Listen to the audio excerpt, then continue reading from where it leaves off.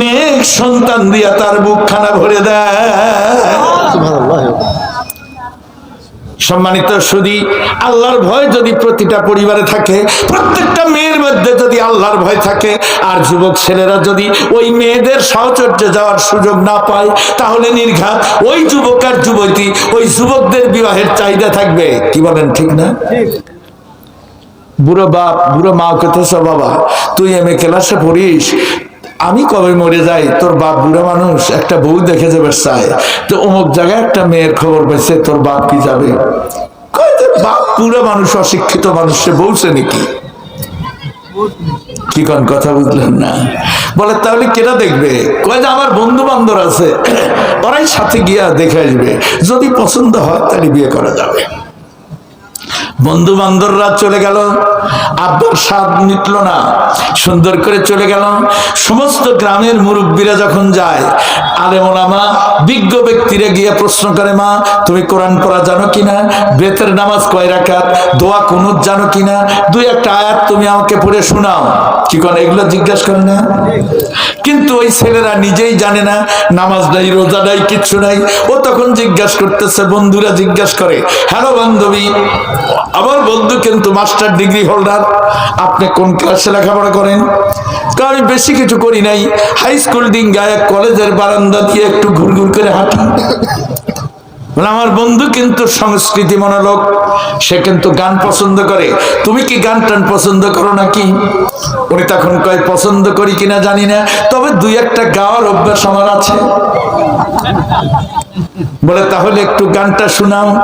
এবার অর্ডার হলো, double organ harmonium এসে গেল, ডুগি তবলা এসে গেল, সুন্দর করে হারমোনিয়ামের রিটে হাত দিয়ে উনি গাইতে শুরু করে দিলেন। মনে বড় আশা ছিল, এত মনে বড় আশা ছিল তোমাকে শোনাবো গান, এতদিনে আশা হলো পূর্ণ। যখন এই গানের সুরের লহরী ছুটায় দিল, বন্ধুরা কয় আমাদেরও জীবনের আশা পূর্ণ হলো। এবার প্র্যাকটিক্যালের পালা, এবার হাতখানা গায়ে দিয়ে কয়, বান্ধবী দেখি তুমি নরম না গরম, উপরেও কোন যাই দেখ, হাত খানা দিয়া হ্যান্ডশেক করে সুন্দর করে দেখলো বান্ধবী নরম তুলতুলে। এবার প্রস্তাবে রাজি হয়ে গেল। বাড়িতে গিয়ে বাপ্পাকে বলে, যাও ওই বিয়ে করা হবে, এটা সব কমপ্লিট। এবার সুন্দর আসলো, বন্ধু বান্ধবের পছন্দ মতো বউ বাড়িতে আসার পরে দেখলো স্বামীকে চোখে দেখে নাই। এবার স্বামীটার চেয়ে বন্ধুরাই তো ভালো। সুযোগ হয়ে গেল বন্ধুদের সঙ্গে বসার, ওঠা বসার সুযোগ হয়ে গেল। এরপর বন্ধুরা সুযোগ বুঝে রীতিমতো মিষ্টি মিষ্টি কথা বলা শুরু করে দিল। এক পর্যায়ে বলল, বান্ধবী তোমার মতো বান্ধবী আমার মতো লোকের বউ হলে বড় মানাইতো। দেখা গেল বন্ধু নাই, বন্ধুর বাড়িতে বউও নাই, আর এক বন্ধুও নাই, সব শেষ। কি বলেন, অবস্থা ঠিক না? কারণ এই মেয়েটা চরিত্রহীনা, কারণ ওর গর্ভের থেকে কোনো ভালো মানুষ আশা করা যায় না। এই কারণে কোরআন কারীম পরিষ্কার করে বলেছেন সূরা আনফালের 2 নম্বর আয়াতে, নিশ্চয়ই প্রকৃতপক্ষে মুমিন হবে তারাই যাদের কাছে কোরআনের কথা যদি বলা হয়, আল্লাহর দ্বীনের কথা বলা হয়, আল্লাহর কথা স্মরণ হলেই ওর অন্তরখানা দূর দূর করে কেঁপে উঠবে। এরাই হলো মুমিন হকের 1 নাম্বার গুণের অধিকারী। সম্মানিত সুধী, হামান তাই ডাক দিয়া কয়, দোস্ত মনে আছে তো, তুমি ওই ক্লাবের মধ্যে ওই 20-40 জন যুবক যুবতীকে এক জায়গায় করে দাও। এবার যখন তাই করা হলো, অসংখ্য জারদ সন্তান দিয়ে মিশর ভরে গেল। কেতাবে লেখা আছে 120 বছর এই 4টা আইন বাস্তবায়ন করতে 120 বছর সময় লেগেছিল। কোন কোন ঐতিহাসিক বলেছেন 85 থেকে 90 বছর সময় লেগেছিল। এই সময়ের মধ্যে বিশাল একটা জারদ সন্তানের টিম গঠন করলো। এবার ডাক দিয়া কয়, হামান দোস্ত পরীক্ষামূলক ভাবে তুমি একটু ডিক্লার দাও, তুমি খোদা মিশরের। জোরে জোরে কর নাউজুবিল্লাহ। সম্মানিত ভাই সব, এইবার যখন ফেরাউন ঘোষণা দিয়ে দিল যে আনা রব্বুকুমুল আলা, আমি তোমাদের সবচেয়ে বড় খোদা, এই ডিক্লার যখন দিয়ে দিল, তখন দেশের মধ্যে থেকে 750 থেকে 780 জন লোক এই ফেরাউনের খোদাই দাবির বিরুদ্ধে প্রতিবাদ করলো। কারণ ওই লোকগুলা তালিকার বাইরে ছিল, ওদেরকে মারে নাই, ওরা আসমানি কিতাবের জ্ঞানের অধিকারী ছিল, যে কারণে তারা প্রতিবাদ করলো। কোনো মানুষ কখনো খোদা হতে পারে না। কি কারণ পারে কি? কারণ খোদা তো সেই যে রেজেক দেয়, যে আইন দেয়, যে শান্তি দেয়, সব কিছুর মালিক একমাত্র আল্লাহ। কি বলেন ঠিক না? ফেরাউন তো সেই ক্ষমতা রাখে না, সে তো রেজেক দিতে পারে না, সে তো কোনো কিছুই দিতে পারে না, মানুষ বানাইতেও পারে না, মারতেও পারে না। এই কথা যখন 750 থেকে 80 জন লোক যখন প্রতিবাদ করলো, হামান ডাক দিয়ে কয়, দোস্ত এক্সপেরিমেন্টালি ভাবে তোমাকে খোদাই ডিক্লার দিতে বলেছিলাম, আর তুমি তাই যখন করলে, এবার দেখো যে সমস্ত লোকগুলা প্রতিবাদ করেছে ওইগুলাকে খুঁজে খুঁজে বের করে নিয়ে ওদেরকেও মিশরের নীল নদে ডুবায় মারো। সম্মানিত সুধী, একমাত্র আসমানি কিতাবের জ্ঞান না থাকার কারণে আজকে ফেরাউন খোদাইগিরি কায়েম করতে চাইছে।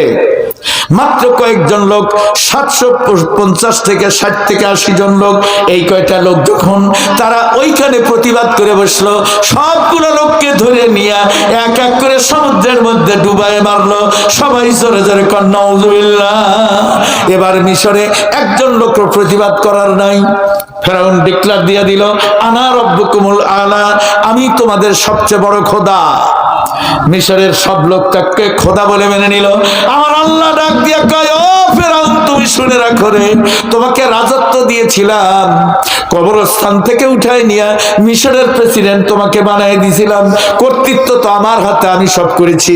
সুতরাং আজকে তুই যখন আমি খোদাই স্থান দখল করে নিজেকে খোদাই দাবি করে বসলি, আমি তোর চ্যালেঞ্জকে গ্রহণ করে নিলাম, তোর ঘরেই আমি মুসার তৈরি করব।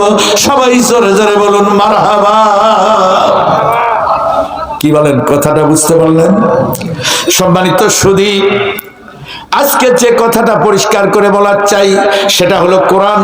এই কোরআনে কারিম আসমানি কিতাব, এই কিতাবের জ্ঞান আহরণ যারা করতে পারে তারা কখনো কোনো মানুষকে খোদা বানাবে না, কখনো কোনো বস্তুকে খোদা বানাবে না, কখনো মূর্তির কাছে মাথা নত করবে না, কখনো আল্লাহ বিরোধী, কোরআন বিরোধী কোনো আইন মানবে না। কি কোন মানবে? কি? সম্মানিত ভাই সব, পরিষ্কার লক্ষ্য করে দেখুন, আজকে আমরা মুসলমান বটে, কিন্তু আমাদের কোরআন আমাদের কাছে লাঞ্ছিত। আল্লামা ইকবাল, মহাকবি ইকবাল, দাড়ি নাই, কিচ্ছু নাই, বড় বড় মোষ, এই গোপালা লোক, তিনি একটা পত্রিকার মধ্যে বিবৃতি দিলেন, আল্লাহকে আসামি বানাই দিয়া অনেকগুলো প্রশ্ন আল্লাহর কাছে করে দিলেন। হে আল্লাহ, পৃথিবীর বুকে একটা লোক যখন তোমার নাম উচ্চারণ করার মতো ছিল না, আমরা মুসলমানেরাই জীবনবাজি করে তোমার নাম জমিনে প্রতিষ্ঠিত করেছি, আমরা মুসলমানেরাই বুকের রক্ত দিয়া এই পৃথিবীতে ইসলামকে বাস্তবায়ন করেছি, তুমি আল্লাহর অস্তিত্ব আমরা এই পৃথিবীতে টিকায় রেখেছি। অথচ এই মুসলিম জাতি আজকে ইহুদির কাছে ভিক্ষার হাত পাতে, এই মুসলিম জাতি আজ হিন্দুদের কাছে হাত পাতে, এই মুসলিম জাতি আজকে গরিব ভিক্ষুকের জাতি হয়ে অন্য জাতির কাছে হাত তুলে বেড়ায়। একটু মেহেরবানি করে বিচার করো, কিয়ামতের দিন যদি বিচার হয় তুমি আল্লাহ আসামি হয়ে এর জবাবদিহি করো দেখি। এইরকম করে যখন তিনি পত্রিকায় বিবৃতি দিলেন, এই উপমহাদেশের সমস্ত আলেমরা পত্রিকায় আল্লামা ইকবালের এই কথা দেখে সব একযোগে ফতুয়া দিল, আল্লামা ইকবাল কাফের হয়ে গেছে।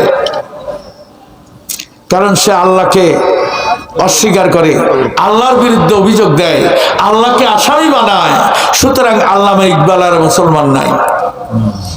আল্লামা ইকবাল তখন নিজেই আবার আল্লাহর পক্ষ থেকে জবাব দেওয়া শুরু করলেন এবং উনি বললেন, আমার আফসোস, এই উপমহাদেশে বৃহত্তর ভারতবর্ষের বুকে একজন আল্লাহওয়ালা লোক নাই, একজন আলেম ব্যক্তিকে আমি পাইলাম না। আমি এক ইকবাল আল্লাহকে আসামি বানাইছি, আর ওনারা নিজের আল্লাহর পক্ষ হয়ে আল্লাহকে আসামির থেকে খালাস করে দিতে পারলো না, আমাকেই শেষে কলম ধরতে হলো। আল্লামা ইকবাল তখন লিখলেন, ও মুআজ্জাজে মুসলমান হোকর তাজিমে কুরআন হোকে ये जलील ख्वार हुए तारक कुरान होके সেকালের মুসলমানেরা মাত্র 313 জন বদরের প্রান্তরে লড়াই করে বাতিলের মোকাবেলায় বিজয় ছিনিয়ে নিয়ে মুসলিম রাষ্ট্র প্রতিষ্ঠা করতে পেরেছিল, গোটা পৃথিবীতে ইসলামকে বাস্তবায়ন করতে পেরেছিল। সেকালের মুসলমানেরা পৃথিবীর বুকে মাথা উঁচু করে দাঁড়াতে পেরেছে একমাত্র কোরআনকে ইজ্জত দেওয়ার কারণে। আর আজকের মুসলমানেরা বিজাতির চাকর হয়ে গেছে, ভিক্ষুকের জাতি হিসাবে বিজাতির কাছে হাত পাততেছে কেবলমাত্র কোরআনকে বেইজ্জতি করার কারণে। কারণ কোরআনকে ছেড়ে দেবার কারণেই আজকের মুসলমানেরা ইহুদি নাসারা খ্রিস্টানদের চাকরে পরিণত হয়ে গেছে। কি বলেন, কথা ঠিক কিনা? আজকে মুসলমান জাতি যখন কোরআনকে ছেড়ে দিয়েছে, কোরআনের বিরুদ্ধে অবস্থান গ্রহণ করেছে, মুসলমানের বাচ্চা হয় তুমি কোরআনের আইনের বিরুদ্ধে কথা বলো, কোরআন লোকের বিরুদ্ধে কথা বলো, আল্লাহর বিরুদ্ধে, আল্লাহর আইনের বিরুদ্ধে তুমি কথা বলো, তুমি কোন জাতের মুসলমান? আমার আল্লাহ তোমার মুসলমানির 12টা বাজায় দিবে। কারণ কোন মুসলমান ইসলামকে বাদ দিয়ে অন্য কোন বিধানের অনুকরণ করতে পারে না। কি কোন পারে? কি একমাত্র বিশ্ব নবীকে তার জীবনের নেতা মানা ছাড়া অন্য কোন মানুষকে তারা নেতা বানাতে পারে না। এটাই হলো ইসলামের দাবি, এটাই হলো ইমানের দাবি, এটাই হলো আল্লাহর দ্বীনের দাবি মুসলিম মিল্লাতের জন্য, এটাই হলো তার জন্য সর্বজনীন। সম্মানিত সুধী, এই কারণে পরিষ্কার ভাবে যখন বলা হলো, আল্লামা ইকবাল বুঝাই দিলেন যে কোরআনকে বেইজ্জতি করার কারণে এই অবস্থার সৃষ্টি হয়েছে। আল্লামা ইকবাল আবার বললেন, আরেকটা পংক্তির মধ্যে তিনি বললেন, রাহি রসমে আজম রূহ বেলালি না রহি, ফলসফা রহ গই তালকিনে গজ্জালি না রহি। সেকালের মুসলমানেরা গোটা পৃথিবীর বুকে আজান দেওয়ার রেওয়াজ আজও পৃথিবীতে আছে, কিন্তু বেলাল যে আত্মা নিয়ে আজান দিয়েছে, ওই আত্মাওয়ালা মুয়াজ্জিন আজকে পৃথিবীতে নাই। আসসালামু আলাইকুম। ওয়ালাইকুম আসসালাম।